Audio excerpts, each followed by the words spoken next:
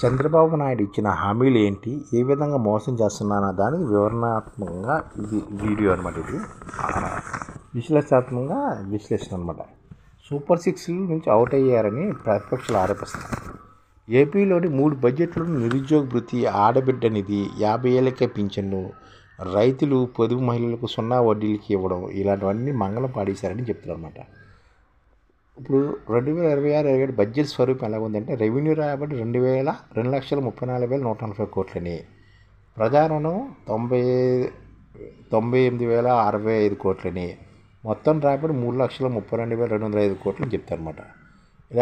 ఇక వ్యయం గురించి చూస్తుంటే మొత్తం వ్యయం ఎలాగుందంటే 2,56,142 కోట్లు రెవెన్యూ వ్యయమని, మూలధన వ్యయం 48,697 కోట్లని, అప్పు చెల్లింపులు 22,147 కోట్లని, రుణాల అడ్వాన్సులకి 5,219 కోట్లని చెప్తున్నారన్నమాట. ఇప్పుడు ఈ పథకాలు అమలు చేయబోరని అసెంబ్లీ సాక్షిగా చెప్తున్నారు. తల్లికి వందనం, అన్నదాత సుఖీభవ, ఉచిత బస్సు, దీపం పథకాల కోత కూడా జరిగాయన్నమాట. ఇప్పుడు నిరుద్యోగ భృతి లేదు, ఆడబిడ్డ నిధి లేదు, 50 ఏళ్ళకి పింఛన్ లేదు, రైతులు, పొదుపు మహిళలకు 0 వడ్డీకి మంగళం పాడేశారు. అలాగే తల్లికి వందనం పాక్షికంగా జరుగుతుంది, అన్నదాత సుఖీభావ కూడా పాక్షికంగా జరుగుతుంది, ఉచిత బస్సు కూడా పాక్షికంగా జరుగుతుంది, జీత పథకాలకు కూడా కోత విధించారన్నమాట. దీని గురించి చూస్తుంటే తుస్సుమన్న గ్యాస్ అని, మహిళలకు మరో మోసం అని, రైతులకు వెన్నుపోటని, తల్లులకు బాబు వంచారని చెప్తున్నారన్నమాట. దీని గురించి విశ్లేషణాత్మకంగా చూద్దారు. ఉద్యోగ వర్గాలకు వంచన అని, దీనివల్ల 40,000 కోట్ల బకాయిలు, పేదవాళ్ళు కాగిత పరిమితమైన సంపద సృష్టి సూపర్ జాడే లేదని చెప్తున్నమాట. అలాగే రాష్ట్రంలోని 1.8 లక్షల మంది మహిళలకు చంద్రబాబు ఆడబిడ్డ నిధి ఇస్తామని హామీ ఇచ్చారు. ఒక్కొక్కరికి ఏటా 18,000 చొప్పున 3 ఏళ్ళలో దాదాపు 1,00,000 కోట్లు ఇవ్వాలి. కానీ 3 బడ్జెట్లను ప్రవేశపెట్టినా ఇచ్చింది మాత్రం 0. అంటే ఆడబిడ్డ నిధికి ఏటా 18,000 చొప్పున 3 ఏళ్ళలో 18,00,000 కోట్లు ఇవ్వాలి. ఒక్కొక్కరికి 18,000 చొప్పున ఇస్తామన్నారు కదా, అది 3,00,000 కోట్లు అవుతుంది. కానీ అది ఇవ్వలేదు, ఒక్కరికి ఇవ్వలేదు, 0. 20 లక్షల మంది నిరుద్యోగులకు భృతి ఇస్తామన్నారు. నెలకు 3,000 చొప్పున 3 ఏళ్ళు నిరుద్యోగ భృతికి 21,600 కోట్లు ఇవ్వాలి. కానీ ఇచ్చింది గుండు 0. అలాగే 50 ఏళ్ళు నిన్న ఎస్సీ, ఎస్టీ, బీసీ, మైనారిటీకి 20 లక్షల మందికి పెన్షన్ హామీ నెరవేర్చకుండానే 3 ఏళ్ళలో 28,800 కోట్లు ఎగనామం పెట్టేశారు. 0 వడ్డీ పథకానికి తూట్లు పొడిచి దాదాపు 1 కోటి మంది పొదుపు మహిళలతో పాటు రైతులకు కూడా దగా చేశారు. సూపర్ 6 ఎన్నికల హామీ నెరవేర్చకుండానే 3 కోట్ల మంది పైగా మహిళలు, రైతులు, యువతకు చంద్రబాబు వెన్నుపోటు పొడిచారని ప్రతిపక్షాలు ఆరోపిస్తున్నాయి. 3 బడ్జెట్లను వాటి ప్రస్తావన లేకుండానే చేసి ఇక నా పథకాలు అమలు చేయమని స్పష్టంగా చెప్పారని అసెంబ్లీ సాక్షిగా ప్రకటించినట్లని చెప్తున్నారన్నమాట. తల్లికి వందనం పథకానికి 13,112 కోట్లు కావాల్సి ఉంటే ఈ బడ్జెట్లో ఇచ్చింది 8,454 కోట్లే. మొదటి ఏడాది పూర్తిగా ఎగ్గొట్టి 2 ఏడాది కోతలతో సరిపుచ్చారు. అన్నదాత సుఖీభావ కింద పాత బకాయిలతో కలిపి 27,455 కోట్లు ఇవ్వాల్సి ఉండగా బడ్జెట్ చేసిన కేటాయింపులు 6,600 కోట్లు మాత్రమే. దీపం పథకం అమలుకు ఏటా 4,200 కోట్లు అవసరం కాగా బడ్జెట్ ప్రతిపాదించింది కేవలం 2,600 కోట్లే. దీపం పథకం కింద బకాయిలతో కలిపి 6,183 కోట్లు ఎగనామం పెట్టేశారు. మహిళలకు ఉచిత బస్సు హామీ తొలి ఏడాది నెరవేర్చకుండానే 3,200 కోట్లు ఎగ్గొట్టారు. 2వ ఏడాది నుంచి అనేక ఆంక్షలతో అరకొరగా అమలు చేస్తున్నారు. ఇక ఉద్యోగుల బకాయిలు దాదాపు 40,000 కోట్ల పైగా పెండింగ్లో ఉన్న 4 డిఏలు ఎప్పుడు ఇస్తారో తెలియని పరిస్థితి ఉందన్నమాట. ఇలా అన్ని వర్గాలను మోసం చేస్తూ 3.3 లక్షల కోట్లతోటి 2026-27 వార్షిక బడ్జెట్ టీడీపీ కూడా సర్కారు ప్రవేశపెట్టింది. సంక్షేమ, అభివృద్ధి, సంపద సృష్టి అనేది బడ్జెట్లో ఎక్కడా లేకపోవడం, ప్రభుత్వ గ్యారంటీ రుణాలను దాచిపెట్టింది. భారీ అప్పులు, పన్నులు, ఉపన్నేతర వాదులు మాత్రం బడ్జెట్లో ప్రస్తుతం కనిపిస్తున్నాయి.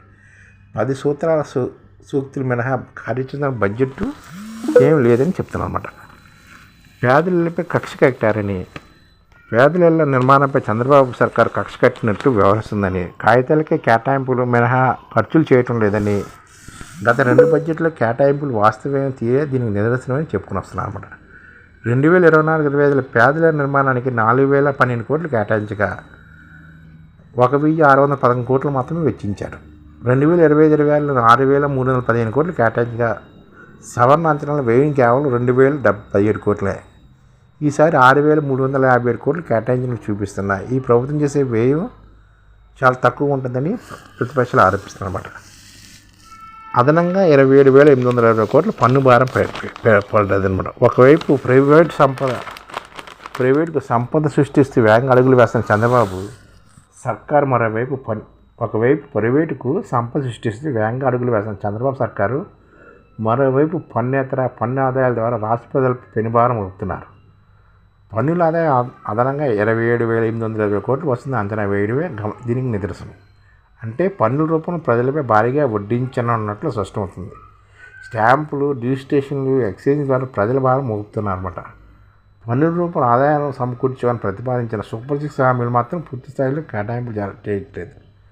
2025-26 సవరించిన రాష్ట్ర సొంత పన్నుల ఆదాయం 98,025 కోట్లు కాగా 2026-27 సొంత పన్నుల ఆదాయం 1,25,840 కోట్లు అంచనా వేశారు. ఇక పన్నేతర ఆదాయంపై బాబు సర్కార్ తిమ్మిని బొమ్మి చేసింది. 2025-26 బడ్జెట్ అంచనాలు పన్నేతర ఆదాయం 19,119 కోట్లు కాగా సవరించిన అంచనాల్లో 14,324 కోట్లు తగ్గించారు. అంటే వాస్తవంగా సెప్టెంబర్లో విడుదల చేసిన గణాంకాల మేరకు పన్నేతర ఆదాయం కేవలం 4,142 కోట్లకు వచ్చింది. ఇక 2026-27 బడ్జెట్లో పన్నేతర ఆదాయం 11,473 కోట్లు కాగా అంటే పన్నేతర రూపంలో ప్రజలపై బాగుతున్నారన్నమాట. సంపద సృష్టి శూన్యమట, ప్రైవేట్కి ఫండింగ్ చేస్తానన్నమాట.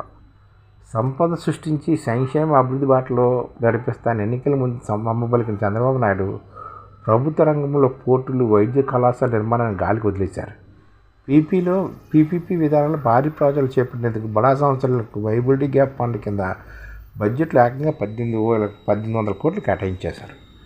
మరో 1,00,000 కోట్లు అప్పులు చేయాలని కూడా సిద్ధపడుతున్నారు. వచ్చే ఏడాది మరో 1,00,000 కోట్లు అప్పులు చేయనున్నట్లు బడ్జెట్లో చంద్రబాబు సర్కార్ వెల్లడించింది. ప్రజారుణం పేరుతో 97,315 కోట్లు అప్పులు చేయనున్నట్లు బడ్జెట్లో పేర్కొన్నారు. రాష్ట్ర ప్రభుత్వ అంతర్గత రుణం కింద 78,182 కోట్లు, కేంద్రం నుంచి 19,133 కోట్లు అప్పు చేయనున్నట్లు బడ్జెట్లో చెప్తున్నారు. జనంపై బాధుడు భారీ అప్పులే లక్ష్యం. పన్నుల రూపం ప్రజలపై భారీ అప్పులే లక్ష్యంగా 3,32,3,32,000 కోట్లతోటి వార్షిక బడ్జెట్ ఆర్థిక మంత్రి ప్రవేశపెట్టారని, రెవెన్యూ వ్యయం 2 లక్షలు ఎంత ఉందని, దీనివల్ల జీడిపిలోని రెవెన్యూ లోటు 22,000 ఉంటుంది కాబట్టి ఇది జిఎస్డిపి 1.1% వెల్లడించారన్నమాట. ద్రవ్యలోటు 75,845 కోట్లు ఉండగా ఇది జిఎస్డిపిలో 3.84% ఉందని చెప్తున్నారన్నమాట. ద్రవ్యలోటు రెవెన్యూ లోటు తగ్గుతున్నట్టు అంకెగాడిలో మోసపోస్తున్నట్టు చంద్రబాబు నాయుడు చెప్తున్నట్టు ఉందని చెప్తున్నమాట. అలాగే మహిళలకు మరో మోసం చేశారని, రాష్ట్రమంతా మహిళలకు ఉచిత బస్సు సౌకర్యం కల్పిస్తానని చంద్రబాబు హామీ ఇచ్చారని, ఈ హామీని అమలు చేయాలని ఏడాదికి 3,200 కోట్లు ఆర్టీసీకి ఇవ్వాలని, 2024-25 ఈ హామీని అమలు చేయలేదని, అంటే తొలి ఏడాది ఉచిత బస్సు హామీ కింద 3,200 కోట్లు సీఎం చంద్రబాబు మహిళలకు బకాయి పడ్డారని, 2025-26 ఆగస్టు 15 పథకాన్ని అమలు చేస్తున్న ప్రకటించారని, ఆర్టీసీలో 16 రకాల సర్వీసులు ఉండగా 5 సర్వీసులు మాత్రం ఉచిత సర్వీసులు అమలు చేస్తున్నారని, 9 రకాల సర్వీసులు ఉచిత బస్సు పథకాన్ని కూడా వర్తింపచేయట్లేదని చెప్తున్నారన్నమాట. తుస్సుమన్న గ్యాస్ అని దీపం పథకం కింద రాష్ట్రంలో 1,59,20,000 మంది గ్యాస్ కనెక్షన్లు ఉన్నాయని, ఈ ఏడాది 3 సిలిండర్లు ఉచితంగా ఇస్తామని చంద్రబాబు హామీ ఇచ్చారని, సిలిండర్ ధర 855 లెక్కన ఏడాదికి 3 సిలిండర్లు ఇవ్వాలంటే 4,083 కోట్లు అవసరమని, కానీ తొలి ఏడాది ఒక సిలిండర్ మాత్రమే 865 కోట్లు మాత్రమే ఇచ్చారని, అంటే 3,218 కోట్లు ఎగ్గొట్టారని, గత బడ్జెట్లో ఈ పథకానికి 2,600 కోట్లు కేటాయించగా రెండో ఏట 1,482 కోట్లు బకాయి పడ్డారని, ఈ దీపం పథకం కింద 2 ఏళ్లలో మహిళలకు 4,700 కోట్లలో సీఎం చంద్రబాబు ఎగ్గొట్టారని, బకాయిల దగ్గరికి తాజాగా 6,183 కోట్లు ఎకనామీ పెట్టారని లెక్కలు చేసి చెప్తున్నారు ప్రతిపక్షాలు. అలాగే రైతులకు వెన్నుపోటు పొడిచారని కూడా చెప్తున్నారు. సీఎం కిసాన్ సంబంధం లేకుండా అన్నదాత సుఖీభో కింద ఒక్కో రైతుకి ఏడాదికి 20,000 చొప్పున పెట్టుబడి సాయం అందిస్తే చంద్రబాబు హామీ ఇచ్చారు. రాష్ట్రంలో 53,58,266 మంది రైతులు ఉన్నారు. వారికి 20,000 చొప్పున ఇవ్వాలంటే ఏటా 10,716 కోట్లు అవసరం. తొలి ఏడాది పూర్తిగా ఎగ్గొట్టారు. 2025-26లోనే 46,85,830 మంది రైతులకు 10,000 చొప్పున 4,000 685 కోట్లు మాత్రమే ఇచ్చారు. 6,72,420 మంది రైతులకు పూర్తిగా ఎగనాం పెట్టారు. 2 ఏళ్ళలో 40,000 ఇవ్వాల్సి ఉండగా ఒక్కో రైతుకు 30,000 చెప్పిన బకాయి పడ్డారు. అన్నదాత సుఖీభావ కింద రైతులకు సీఎం చంద్రబాబు 2 ఏళ్లకు 16,745 కోట్లు బకాయి పడ్డారు. తాజా బడ్జెట్లో అరకోటికి కేటాయింపు చేసి రైతులకు దాదాపుగా 21,000 కోట్ల మటుకు ఎగ్గొట్టారని రైతులు మోయినపూడి పొడిచారని ప్రతిపక్షాలు చెప్తున్నాయి. అలాగే తల్లులకు బాబు వంచారని చెప్తున్నమాట. తల్లి వందన కింద ఎంతమంది పిల్లలు ఉన్నా బడికి పంపిస్తే అంతమందికి 15,000 చెప్పిన ఇస్తామని చంద్రబాబు నాయుడు ఎన్నికల ముందు హామీ ఇచ్చారని, ఈ గణాంకాల ప్రకారం రాష్ట్రంలోని 87,41,885 మంది పిల్లలు బడుల్లో చదువుతున్నారని, ఈ పథకాన్ని ఒక్కొక్కరికి ఏటా 15,000 ఏడాదికి 13,112 కోట్లు అవుతాయని, కానీ తొలి ఏడాది పూర్తిగా ఎగ్గొట్టారని, 2025-26 కేవలం 60 లక్షల మందికి 6,377 కోట్లు మాత్రమే చెల్లించారని, ఇలా 2 ఏళ్ళు ఇప్పటికీ తల్లులకు 19,849 కోట్లు చంద్రబాబు బకాయి పడ్డారని, ఇక ఇప్పుడు బడ్జెట్లో 8,457 కోట్లు మాత్రమే ప్రతిపాదించగా 4,655 కోట్ల మీద కోతలు పెట్టారని, తద్వారా 3 ఏళ్లలో పిల్లలకు 24,504 కోట్లు ఎగ్గొట్టారని లెక్కలేసి మరీ చెప్తున్నారు అన్నమాట ప్రతిపక్షాలు. ఈ విధంగా చంద్రబాబు నాయుడు మోసం చేశారని చెప్తున్నారు. అంటే ఆది పరిస్థితి సరిపోలేదు, కానీ ఐడిఎఫ్ ఏర్పడితే ఆ ఎన్నిని ఐడిఎఫ్ కాయిన్ ద్వారా ఇచ్చేయచ్చు. ఐడిఎఫ్ కాయిన్ తీసి ఖర్చు పెట్టేట్లన్నమాట. ఇటు ప్రభుత్వం ఇస్తుంటుంది, ఇటు ఖర్చు పెట్టేస్తుంటారు, మళ్ళీ ప్రభుత్వం దగ్గరికి వెళ్ళిపోతుంటుంది డబ్బు. అదనమాట ఐడిఎఫ్ లక్ష్యం.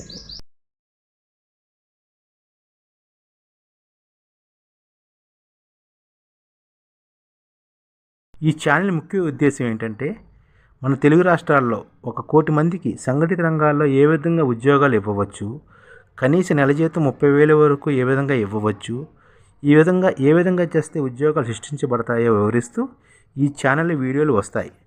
అలాంటి వీడియోలు మీకు కావాలంటే మన ఐడిఎఫ్ భాస్కర్ ఛానల్ని సబ్స్క్రైబ్ చేసుకోండి. ఐడిఎఫ్ అంటే ఇండియన్ డెవలప్మెంట్ ఫోర్స్. ఈ వీడియోలు చూసిన తర్వాత మీకు నచ్చితే లైక్ చేయండి, మీ ఫ్యామిలీ మెంబర్స్కి షేర్ చేయండి, మరియు మీ ఫ్రెండ్స్కి షేర్ చేయండి. Thank you. నమస్కారం.